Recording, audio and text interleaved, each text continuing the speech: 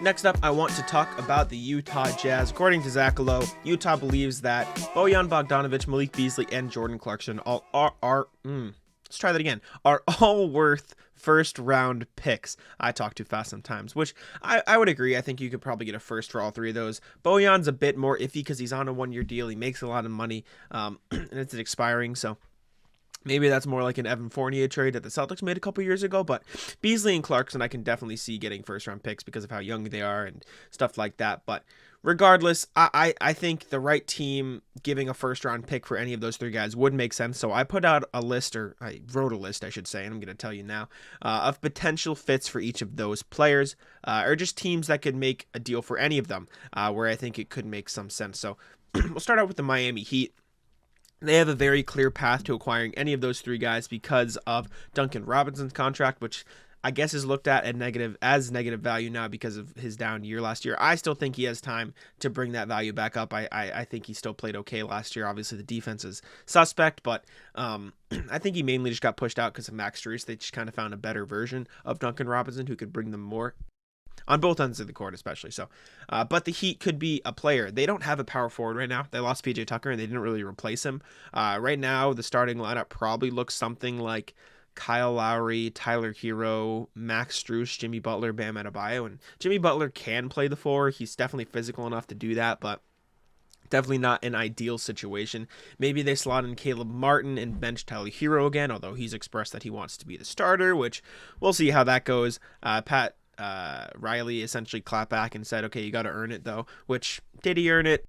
I don't know. He won Sixth Man of the Year, so maybe he's just best in that role. But other guys that can step up, you could throw Oladipo in the starting lineup. You can maybe, throw in Nikola Jovic if they're confident, but they should probably look at getting a power forward. Bojan Bogdanovic is definitely a step down, probably from PJ Tucker, at least on defense, definitely. But he's a better offensive player. But for what the Heat do, PJ Tucker was like the perfect fit. So getting Bojan Bogdanovic isn't perfect, but trading Duncan Robinson and a protected first for Bogdanovic wouldn't be the end of the world, especially because it would free up some money for them next summer. They probably wouldn't have enough to sign anybody huge, but Robinson's contract would be off the books, and Bojan Bogdanovic would be gone as well, and he makes around $19 million. So they probably would have to actually throw in a minimum contract alongside Robinson just to get the deal done, but that could be a potential fit. And then if they wanted to trade Duncan Robinson for like Beasley or Clarkson, that would be fine too. But the fit is there with Bojan for Miami, and that probably would be make the most sense for them if they were to make a deal with the Jazz. Next up is the Knicks, the New York Knicks. I think they could potentially be players in this conversation just because of Evan Fournier. They're in a similar situation to what I was talking about with the Mavericks earlier when we were discussing Russ. They have all these players who make a lot of money.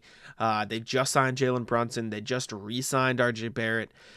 Julius Randle makes a ton of money, and then there's Evan Fournier. If you trade Evan Fournier and a first to the Jazz, get back Malik Beasley or Jordan Clarkson, it could potentially be worth it because you get off that money a little bit earlier.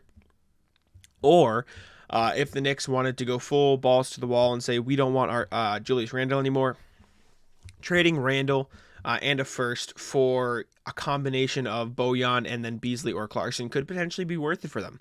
Call me crazy, but have we seen that Julius Randle doesn't work, right? Is that one season a fluke? That's a conversation. Can he work alongside those two as like the second option, third option instead of the first option? Sure. Is he willing to do that? I don't know. The question is, are the Knicks at the point where they're willing to attach a protected first-round pick to Julius Randle to get off his contract? I think that's a question that needs to be asked. Say they trade Julius Randle for, we'll go Bojan Bogdanovic and Malik Beasley. Jazz want a first for each of them, so that'd probably have to be two firsts unless they think they could flip Julius, which I don't know if that's worth it, but then you could roll out a starting lineup of maybe Jalen Brunson, Malik Beasley, RJ Barrett, Bojan Bogdanovic, Mitchell Robinson with all the young guys and Evan Fournier off the bench. Is that better than what they have right now? I don't know. That's a question. Does it fit better? Do Bogdanovic and Beasley fit better alongside RJ and Jalen Brunson than Julius Randle does? Probably, right? Like just shooters instead of this weird like score first now bruiser forward whose 3-point numbers were great, then they kind of fell off a little bit, who needs the ball in his hands a lot, or should I say wants the ball in his hands a lot. I think it could be something to consider, but at the very least, attaching a first to Fournier for Bojan or for Beasley or Clarkson could be worth it for them because it could get off that money a little bit earlier. So I wouldn't rule out the Knicks. They probably won't make any moves ahead of the season, but if they were, the Utah Jazz could be a team to watch with one of those three players. Next up is the Mavericks. I know I mentioned the Russ trade, and I still think that that's something to watch out for. But more realistically speaking, attaching a first to Davis Bertans to get Bojan Bogdanovic, next summer would probably be the smartest move for Dallas. It not only would bolster their rotation heading into next year, because Bogdanovic is essentially just a much better version of Bertans, who's a better scorer and a better shooter at this point too. It'd also clear up some money next offseason so they could sign one of those guys that they could package in trades with picks. But at the same time, they'd also be giving up a pick to do it. So would they be willing to give up one of those first that they could potentially trade down the line? I don't think so. You've heard rumblings that they want to keep all their picks to help make a trade to put a star next to Luka in a couple years. So that might not be worth it to them, but it would make them better right now, and it would also give them more freedom to move next summer, and maybe they could get a first-round pick for THJ or somebody next summer anyway, so you never know if that'd be worth it. As for like Beasley and Clarkson, the same could apply, but if they're looking to get off money sooner, the Bogdanovic thing makes a lot of sense, especially for Bertans because they're similar players, and Bertans' contract is just kind of yikes at this point. But they got Dinwiddie in the Porzingis deal, so it was worth it. Next, I got the Bucks. You hear Jordan Clarkson a lot connected to the Bucks. That's one of the things. I've seen Bucks fans going crazy for Jordan Clarkson on Twitter all the time. They really want to bring him in. What would they give up for it? It would probably be like a Grayson Allen type thing. Grayson Allen and George Hill. I believe that money works. Let me just throw in the trade finder real quick. Grayson Allen, George Hill for Jordan Clarkson would work in the trade finder to give the Bucks a better score first guard off the bench. Grayson Allen was fine last season. He was solid, but he kind of, fell off a bit in the playoffs. So getting Clarkson as a consistent spark plug scorer might be more worth it. And George Hill was just bad. Bucks fans are not a big fan of George Hill anymore because Budenholzer loved playing him in the playoffs against the Celtics over Javon Carter, which was a choice to say the least. So that's something to look out for as well.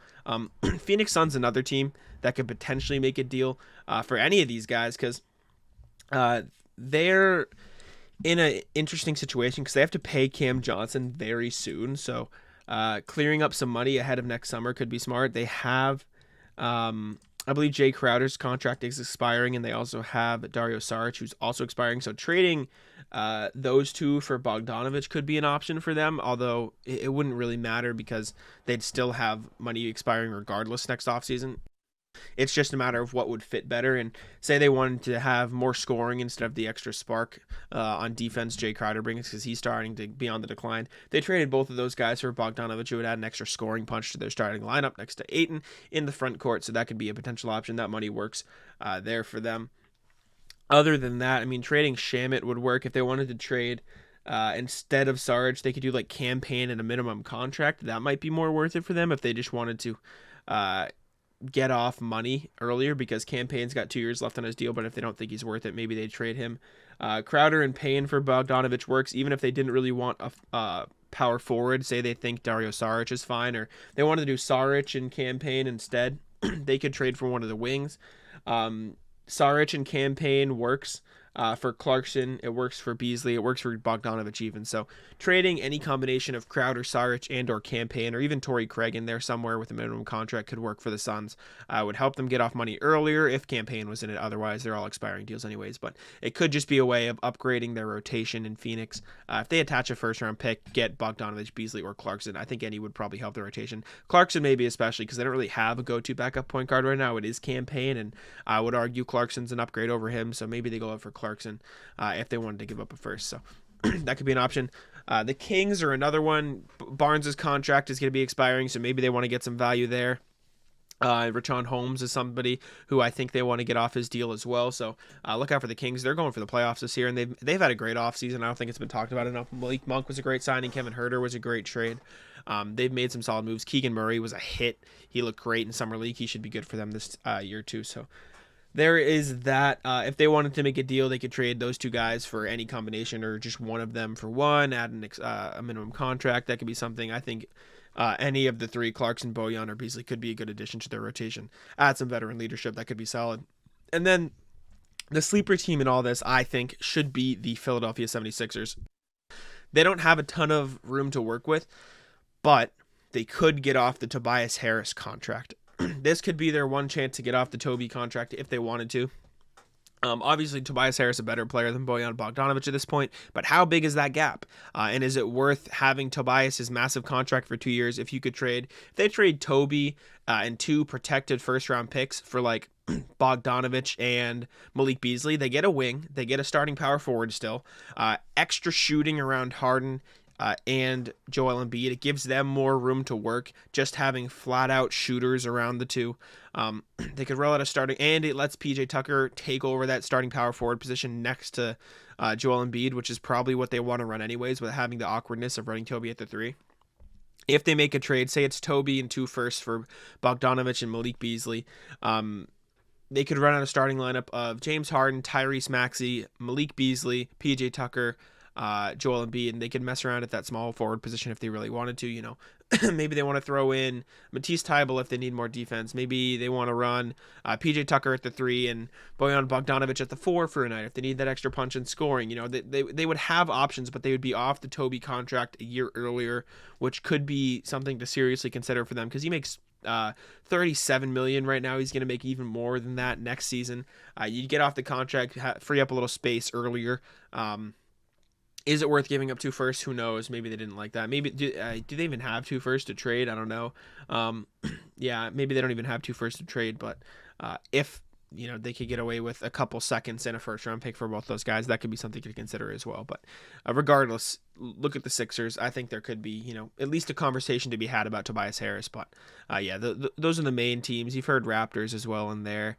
Other teams could make a potential trade for those guys. But those are the main players, I think, in deals for those guys. So keep an eye out for that.